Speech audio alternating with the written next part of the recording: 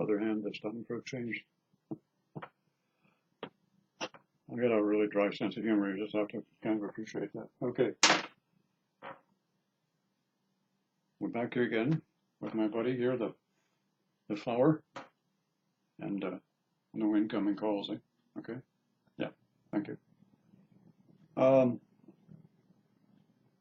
have a question somebody's asked me here, which I think I'm going to give a stab at with this video.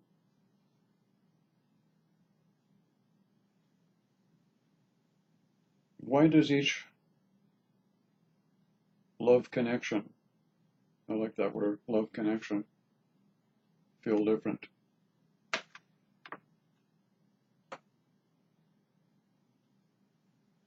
Well, that's a good question.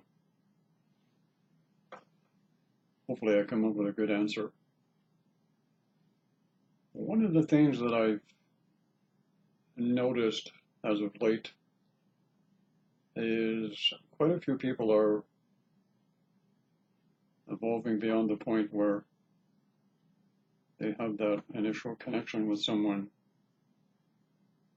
and it's a different connection that they've ever felt for anyone in their life. And according to the twin flame religion,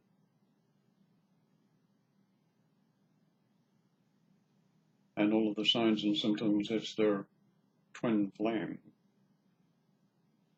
And then suddenly what happened over the last few years is they found out, in some cases the hard way, that they could have another connection with another person, and it could be lesser than or more than what they had with what they thought was their twin flame, according to all of the signs and symptoms and what all of the experts were telling them. And suddenly the term twin flame relationship seems a little odd when people start to use it. So why does it feel different with each of these connections? First of all, one needs to understand that, and I've said this before in a video, when somebody attracts to themselves what they call the twin flame, and they have that different experience that they've never experienced before, and it's energetic, it's spiritual, it's sexual, it's intense. They've never had any such experience before, and how did they get to that first one in the first place? One, it was time for them to awaken spiritually. Two, because we have this belief system in physical reality that in order for us to feel fulfilled, happy, and balanced, it takes another person to fulfill that. So hence, what has happened is the universe, as I call it, which is basically electromagnetic energy radiated from two people who are similar in vibration. When I say similar in vibration, each one of them have the personality traits that will enhance, push, shove, kick, screaming, fighting, yelling, twitching, gnashing of teeth, to growth on both sides of them, if possible. The precursor to that is what I called or termed the bubble love phase, which shows the two individuals what potentially is possible as an outcome. And I said possible as an outcome from that connection if the work on each of their individual basis is done. And in many cases, as individuals have found out, it hasn't worked out that way.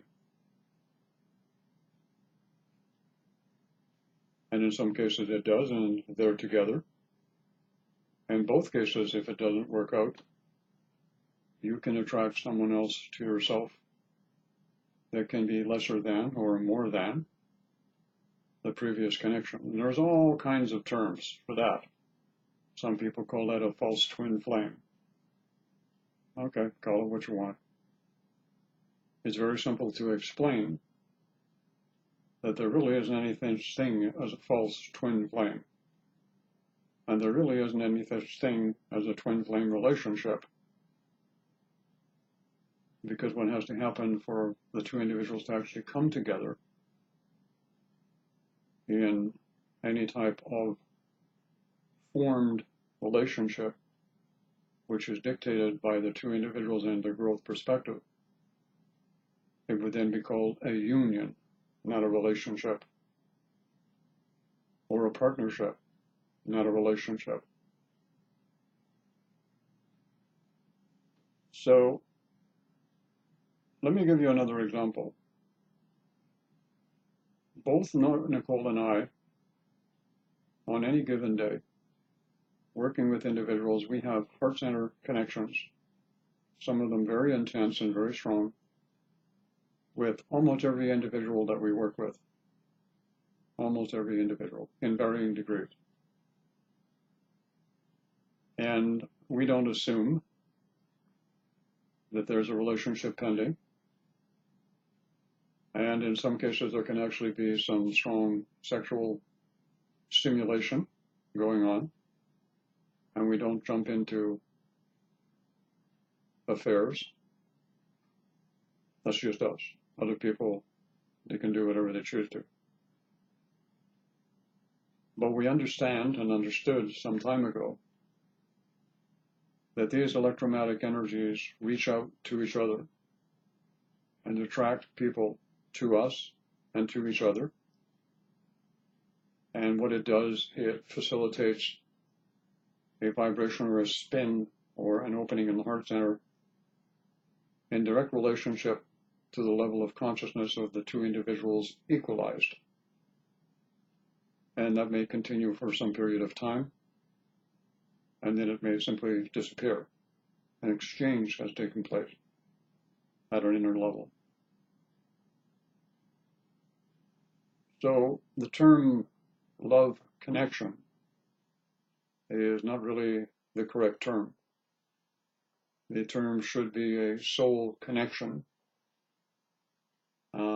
at this point, and like I said, it stimulates the two individuals in questions. However, the twin flame community does not like it when I make derogatory comments about what they're doing, and it upsets a lot of people, so I'm just going to go around it and go ahead and say what I have to say anyway. There is a great deal of misunderstanding about the actual fact of what's happening. To give you another example, some years back, higher self, who calls himself John when I'm doing a reading for individuals, started making heart center connections with individuals as I was doing readings, and a lot of people will probably comment and say, yes, I've had a reading with Mel, and that's exactly what happened.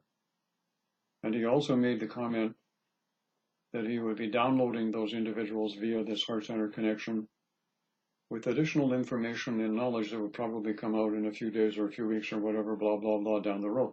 I didn't know he was doing that. And I started noticing when I was coming back out of these readings that I'd have this intense opening in the heart center chakra. It would really be wide in some cases, and it would be smaller in some cases, and in the odd case, there wouldn't hardly be anything there at all. And I'm feeling like, what the fuck is going on? And finally, he enlightened me. One thing that I've noticed about my higher self, if I can address him as my higher self, is he's not very helpful at this point in my life. He tends to let me find out on my own and trust my own intuition and let me find validation by what the universe and experience sends to me in that particular situation. So I find I'm not very dependent, if that's the appropriate word, on higher self. I like to go it alone. And I have found for me personally that higher self and I are relatively that much closer together in saying that. So I don't really go in that direction anymore. But again, what's happening is when you have these connections with another person, and if you're a female, they could potentially be with a male or they could be with a female. Let me add that in too. So it doesn't make any difference. And you can sort out how you want to react to that. And I'm not getting into that scenario. And it can be the same thing with a male. It can be another male or it can be another female. And you can sort that scenario out on your own also.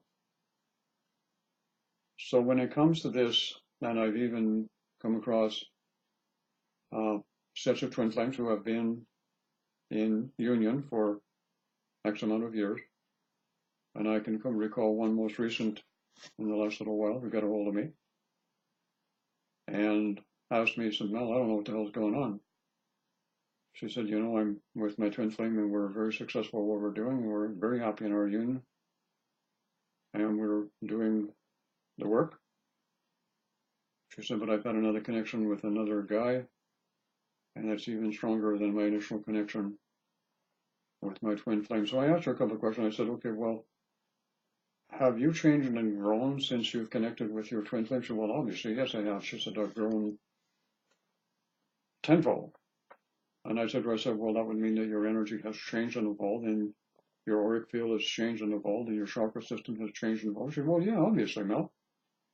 And she said, where the hell are you going with this?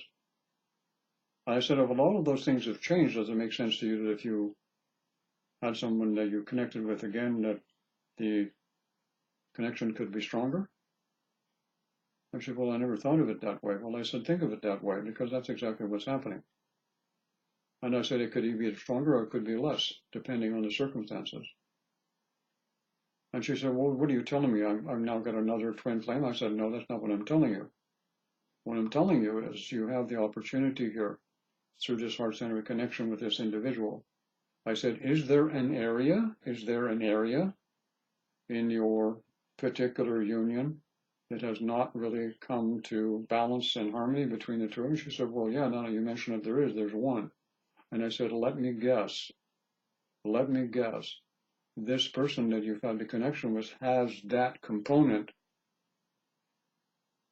that your partner has right now. She said, yeah. And she said, oh, I get it. I said, do you? I said, explain it to me so I can be sure that you do. And what she said is if there is a component that we have not been able to work out, you would attract someone to you at a very strong connection based on your personality growth that would dictate the frequency of the connection between the two so that you could actually work out or bring into harmony and balance this imbalance that goes on. Many seem to think that once a pair of twin flames come into union, that everything is perfect and everything is wonderful for the duration. That's not the case. Any set of twin flames that tells you they don't argue or they don't fight are full of shit, literally. They all do. And they all have moments when they disagree, but they handle these disagreements or disharmonies in a different way. And if they don't actually get it worked out, something will come toward them will do the same thing. So this is what happens in an individual case also. So if you're going along and you're having a variety of connections, call them love connections if you want, because that's not actually what they are, but you can call them that if you want. This is what's taking place. It usually means that there is information or knowing or knowledge or experience that can be exchanged with and in between the two individuals.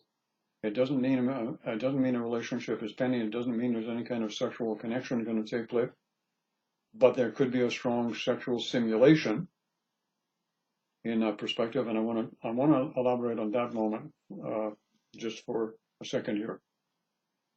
We also have a belief system. Believe it or not, it's a core belief system that, and this has been promoted through movies, television shows, magazines, that for people who are supposedly in love, that there's going to be a very intense sexual connection. It seems to be the prime ingredient.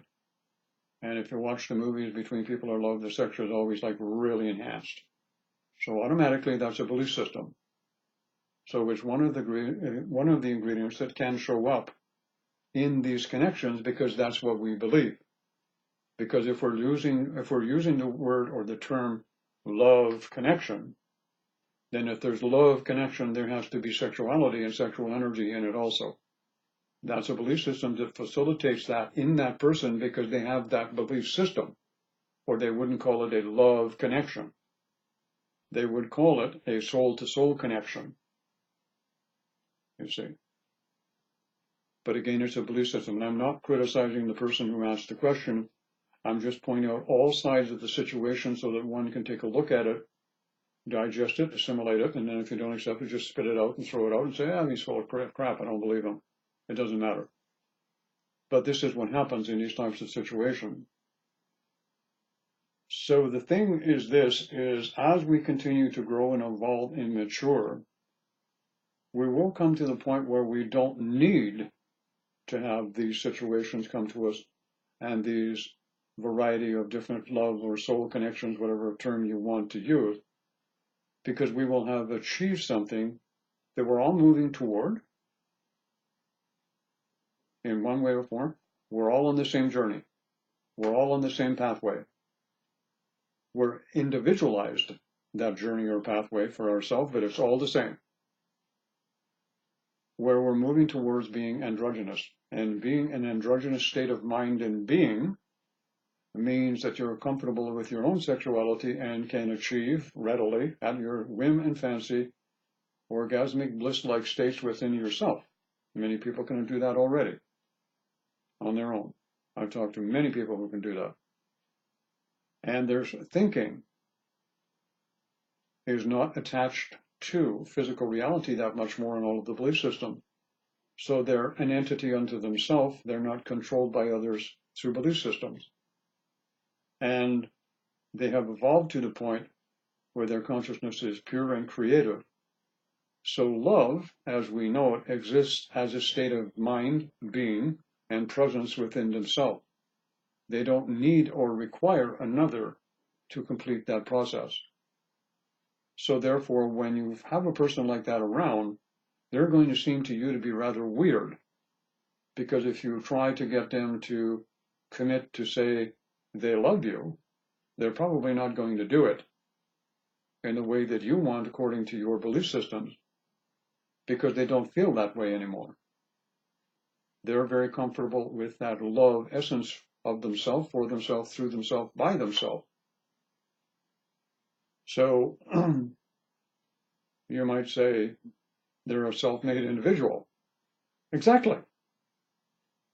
In the purest of form, they're androgynous, neither male nor female. They're in perfect harmony and balance with both sides, and they don't require one to the other to be complete. So each time you attract, to the particular lady who answered the question, a new love connection, it just takes you one more step further on the road to becoming complete in that particular perspective. And this can be very confusing for a lot of people, because based on beliefs, and I can see what's been going on in our society, and I can see people getting confused with this.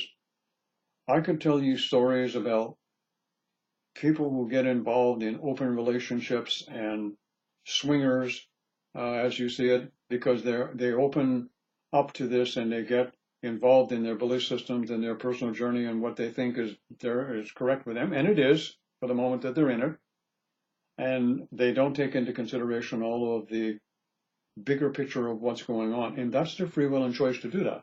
And I'm not passing judgment here. But there comes a time when they come to the point where they realize that there's more to it the way that they're doing, and they're simply reacting to a belief system.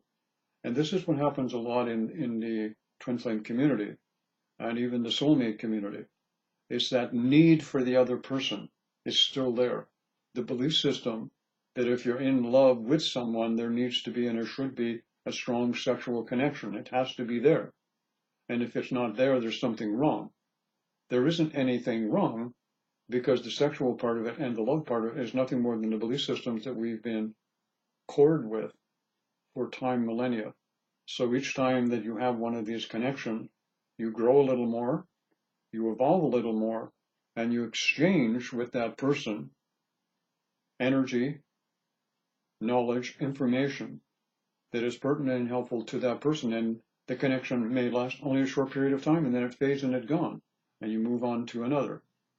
But along the way, as you reach that personal growth of your own, you may bumble or trip right into what may be called a long-term connection with someone that is very productive and is continuing between the two of you, and that may stop with the other variations and connections for an indefinite period of time.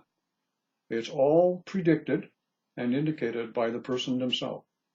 There is no one who is going forward, if I can put it that way, through the evolutionary process, who is not having a direct hand in everything that happens to them on a daily basis, whether they believe it or not.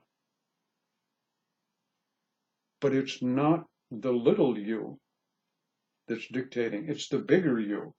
The bigger you hasn't come into focus yet, or that androgynous you with that, remember the bubble of state of consciousness when you had the clarity and the ability and the telepathic connection and the creative abilities? Well, that's part and parcel of that upper state of consciousness. And you're moving toward it, but you have to eliminate a lot of stuff through the way. It's a process, like I've been saying for a multitude of years. Does this ring a bell at all for any of you? Hopefully. I hope I put it in some words that you can understand. I don't know how to put it into complicated terms because I'm not complicated. I'm just a simple guy passing through having fun, figuratively speaking. Have a great day, everyone. Take care.